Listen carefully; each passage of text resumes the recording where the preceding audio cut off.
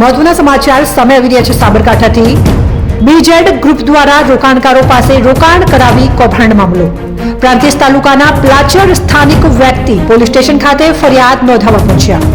એગ્રીમેન્ટની copy સાથે police સ્ટેશને ફરિયાદ આપવા માટે પહોંચ્યા। સુરેશભાઈ નામના વ્યક્તિએ બીજેડ ગ્રુપમાં કર્યું હતું રોકાણ। અંદાજિત 5 લાખ રૂપિયા જેટલું કર્યું હતું રોકાણ। બીજેડ ગ્રુપના સીઓ ભૂપેન્દ્રસિંહ ઝાલા તથા એજન્ટ નિકેશ પટેલ સામે ફરિયાદ નોંધાવવા સુરેશભાઈ વણકર પોલીસ સ્ટેશને પહોંચ્યા। મહત્વના સમાચાર સામે આવી રહ્યા છે સાબરકાંઠાથી। બીજેડ ગ્રુપ દ્વારા રોકાણકારો પાસે રોકાણ કરાવી કૌભાંડ મામલો। પ્રાંતિજ તાલુકાના પ્લાચર સ્થાનિક વ્યક્તિ પોલીસ સ્ટેશન ખાતે ફરિયાદ નોંધાવવા પહોંચ્યા। એગ્રીમેન્ટની કોપી સાથે પોલીસ સ્ટેશને ફરિયાદ આપવા માટે પહોંચ્યા। સુરેશભાઈ નામના વ્યક્તિએ બીજેડ ગ્રુપમાં કર્યું હતું રોકાણ। અંદાજિત 5 લાખ રૂપિયાનું કર્યું હતું રોકાણ। બીજેડ ગ્રુપના સીઓ ભૂપેન્દ્રસિંહ ઝાલા તથા એજન્ટ નિકેશ પટેલ સામે ફરિયાદ નોંધાવવા સુરેશભાઈ વણકર પોલીસ સ્ટેશને પહોંચ્યા।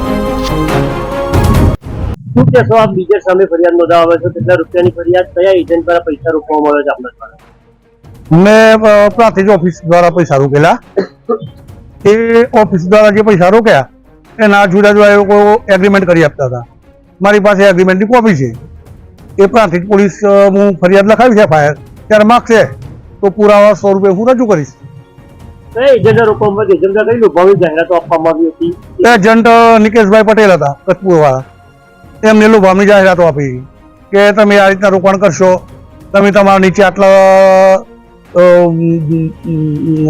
20 લાખની આસપાસ રોકાણ લાવો તો તમને માલદીવની ટ્રીપ આપી છે સાહેબ, માલદીવ જવાની। 10 લાખ રોકાણ કરો તો ગોવા જવાની ટ્રીપ આપે છે। તમારું પોતાનું 10 લાખ રોકાણ કરો તો આઈફોન આપે છે, અને ઘણાના આઈફોન આપેલા મને બતાવેલા લોકો એમને કે જો સાહેબ બેન આવ્યો આઈફોન।